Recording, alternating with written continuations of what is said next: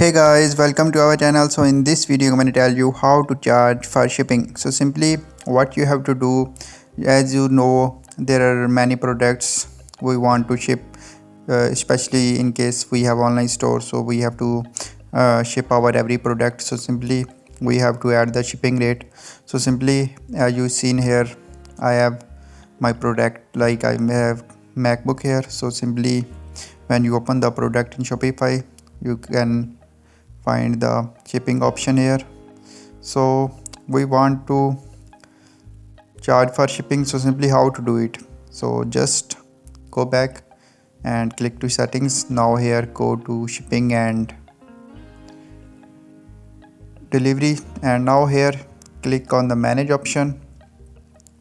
Now here you can see we have standard rate free. Now you want to charge for shipping, select, click on add a rate, and now here type the rate you want to charge, like I'm typing this. After this, now click on done.